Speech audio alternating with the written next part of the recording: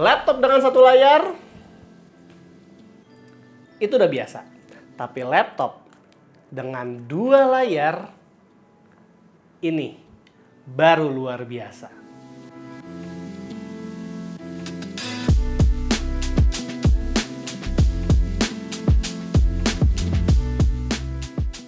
Sama seperti ZenBook S14 yang kemarin kita review, di dalam pembelian kita juga diberi sleeve yang halus banget buat nyimpen laptopnya, dan presentasi dari laptop ini itu jujur keren banget sih pas unboxing.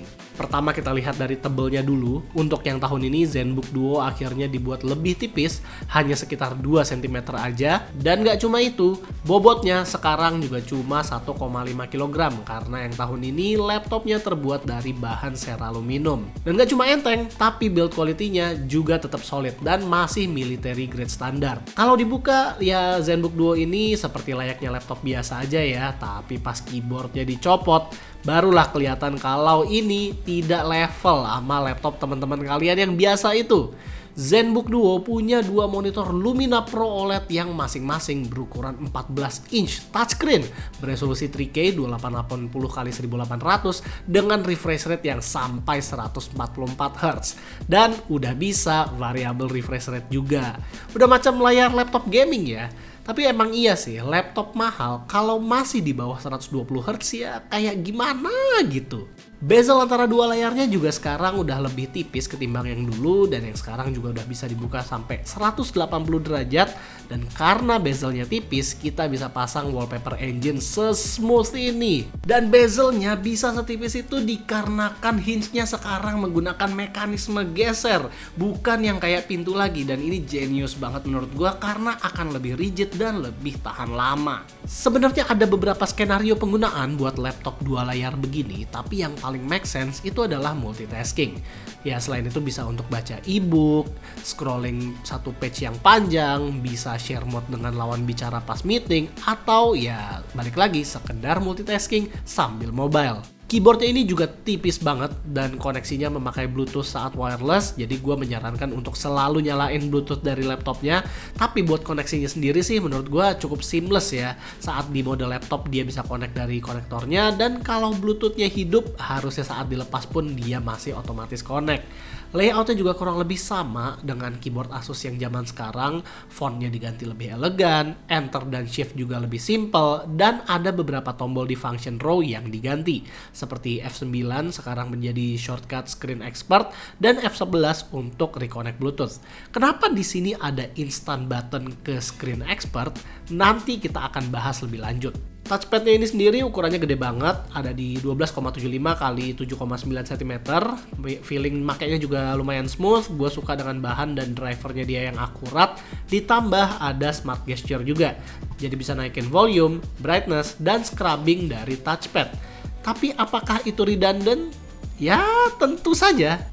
Sementara untuk kaki standnya sendiri kita ngerasa hinge-nya ini cukup solid, dan juga viewing angle-nya itu bisa diatur karena kakinya itu adjustable. Dan buat percolokannya di sebelah kanan ada satu USB-C Thunderbolt 5 dan satu USB 3.2 Gen 2 Type A. Sementara di sebelah kiri masih ada full HDMI port, satu lagi Thunderbolt 5 dan audio combo jack. Jadi, buat prosesornya mereka memakai Intel Core Ultra 9 yang terbaru yang IGP-nya lumayan kencang, ditambah 32GB RAM LPDDR5X yang of course nggak bisa di-upgrade lagi. Kapasitas SSD-nya itu 1TB yang masih bisa di-upgrade juga. Kalau kalian mau upgrade, Asus itu ngasih chamber khusus buat SSD, jadi dia bisa di-upgrade hanya dengan buka chamber ini aja. Cuma kalau melihat dari ketipisan SSD yang dipakai, kayaknya cuma support sama SSD single sided aja. Performa dari Core Ultra 9 ini sebenarnya lumayan oke jika kita saingkan dengan beberapa laptop high-end lain di kelasannya. Dan termasuk tinggi juga jika disainginya sama kompetitor kubu merah. Kalau di game sebenarnya laptop ini kuat-kuat aja sih, main Pragmata di 53 fps, Wuthering Waves di 92 fps, ataupun Cyberpunk di 81 fps, yang menandakan performa IGP-nya masih bisa dibilang lumayan walaupun udah dengan dua layar begini.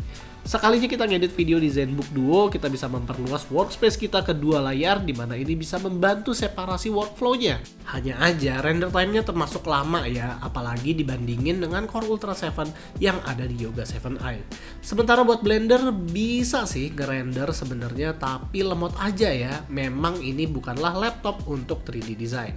Tambahan informasi aja kalau prosesornya ini udah punya IGP yang support sama XeSS Frame Generation kali 4. Jadi kalian bisa ngaktifin frame generationnya entah di dalam game atau di dalam Intel Graphics Software. Dan tentu aja untuk VRAM-nya karena ini shared memory, jadi bisa diatur di My Asus berapa VRAM-nya itu terserah kalian. Lalu untuk pendinginan, laptop tipis nan cantik ini masih memakai dua fan karena ingin Core Ultra 9-nya ini jalan full power dan stabil. Buat fan-nya, exhaust-nya itu ada di sisi kiri dan kanan laptopnya, jadi saat dia full load, siap-siap aja bagian sampingnya itu penuh sama udara panas. Suhu CPU-nya masih aman, ada di 84 derajat Celcius, dan karena powernya juga mentok di 35 watt aja, ya jadinya suhunya nggak terlalu naik banget. Namun suhu layar bawahnya, di mana ada mesinnya itu di bagian bawah, udah nyentuh 40 derajat di bagian tengahnya, yang dimana bikin kita sedikit concern kalau lagi dipakai full load cukup lama. Nah, mungkin ini juga mengapa CPU-nya itu di limit. Lalu menggunakan laptop dua layar menurut gua amazing banget sih selama 2 minggu terakhir ini. Kita bisa multitasking, bisa ngelihat window lebih gede, dan bisa sekalian pamer ke temen-temen yang nggak punya. Walaupun memang experience pakai laptop dua layar gini ada alternatif yang lebih murahnya, yaitu pakai monitor portable. Tapi tetap aja bisa nggak seseamless dua layar atas bawah begini? Nah, buat ngatur-ngatur screen-nya, kita pakai Screen Expert dari Asus yang memang ini adalah aplikasi wajib dari laptop ini.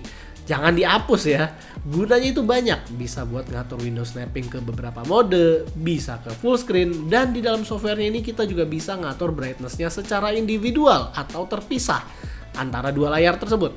Karena di Windows dia cuma bisa ngatur brightness monitor utamanya aja.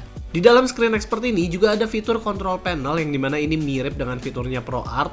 Kita bisa naruh dial, macro button, dan ini bisa kita modif sesuka jidat kita. Jadinya kalian bisa naruh beberapa shortcut button terutama saat produktivitas. Walaupun di software ini tidak ada fitur untuk main game full screen di kedua layar, jadi cuma bisa full screen di satu layar aja. Lalu battery life dari laptop ini ya nggak terlalu lama, tergantung skenario sih. Walaupun sudah berkapasitas 99 Wh dan punya CPU yang semakin efisien, nggak bisa dipungkiri kalau laptop dengan dua layar OLED 144Hz itu sangat memakan baterai. Kalau nggak mau banyak makan baterai, ya kita bisa turunin refresh rate-nya ke 60Hz, pakai satu layar aja, dan pakai brightness yang rendah. Lalu kedua monitornya juga support dengan stylus, terutama Asus Pen 3.0, di mana ini lumayan cocok buat dipakai nge-sketch di layar sebesar ini. Walaupun ya layarnya palm rejection-nya itu nggak sebagus itu, tangan kita masih bisa kebaca ghost touch kalau lagi gambar-gambar. Tapi overall, nge-sketch di layar segede gini itu cukup memuaskan. Dan buat audionya sendiri, ini adalah sebuah laptop yang audionya cukup amazing menurut gua. ZenBook Duo tahun 2026 ini punya 6 speaker, di mana 2 ada di bagian layar atas dan 4 ada di bagian layar bawah, dan 4-nya ini itu bagus banget. Jadi ada 2 modul speaker di layar bagian bawah, dan di satu modul itu terdapat 2 speaker atas dan bawah, di mana bawahnya itu untuk subwoofer dan atasnya untuk treble. Dan saat digabungkan ke 6 speakernya ini suaranya itu kencang, tidak distorsi saat volume maksimal, dan juga depth-nya itu kerasa. Salah satu fitur laptop ini yang juga bisa dipamerin ke orang adalah on-screen keyboardnya. Jadi kalau kita ngeletakin 6 jari di layar yang bawah, dia akan keluar yang namanya on-screen keyboard, dan ini canggih banget. Pas kita ngetik itu akan ada haptic feedback yang kerasa, dan karena di bawah layarnya itu ada mesin haptic feedbacknya. Ini bisa pamer sih sebenarnya ke orang, tapi lagi-lagi palm rejectionnya itu nggak sebagus itu, dan feeling ngetiknya juga tidak seenak itu. Jadi masih lebih disarankan untuk ngetik di keyboard, cuma untuk pamer aja sih.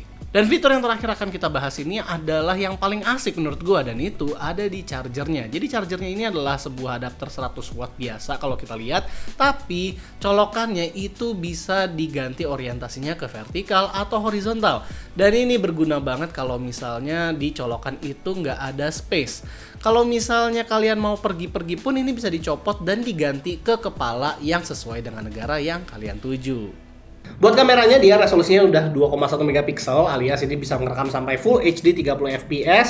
Sebenarnya ini adalah kamera yang decent tapi agak disayangkan karena ini ada di laptop yang harganya 50-an juta, apalagi dia tidak mempunyai privacy shutter sama sekali di software ataupun hardware. Dan positifnya itu adalah kamera ini support dengan Windows Hello untuk face recognition sign in. Lucunya, angle kamera yang paling cocok saat nyorot muka kita itu adalah saat monitornya ditaruh di coffee table seperti ini, yang dimana kameranya akan langsung nembak ke muka kita dan tidak ketinggian. Jadi, laptop dengan dua layar 14 inch OLED 144Hz VRR ini sebenarnya buat siapa sih? Kalau dibilang untuk arsitektur ataupun kayak 3D designer, ya enggak juga, karena dia ini hanya mengandalkan integrated graphics yang bahkan bukan yang Intel B390.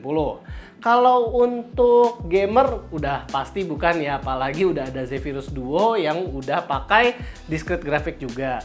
Dan ini yang bisa kita kategoriin sebagai konsumernya yang memang paling pantas itu adalah Sultan yang memang ingin multitasking, ingin melihat pekerjaannya di dua layar atau ingin membagi-bagi pekerjaannya itu ke 4 panel sekaligus.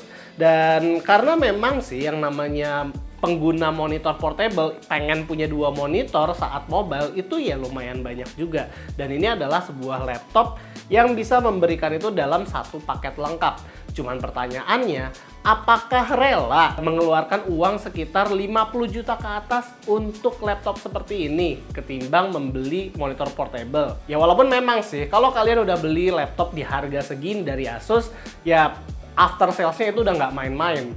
Garansinya bisa sampai 3 tahun, ada accidental damage protection juga, dan ada 3 premium service yang kalian bisa dapat. Yang pertama, servisnya itu bisa pakai antar jemput, atau kalian juga bisa dapat antrian prioritas, dan ada laptop spa gratis juga seperti repasta dan bersihin laptopnya secara gratis di service centernya mereka. Tapi gimana menurut kalian, laptop dengan 2 layar di harga segini, worth it nggak sih?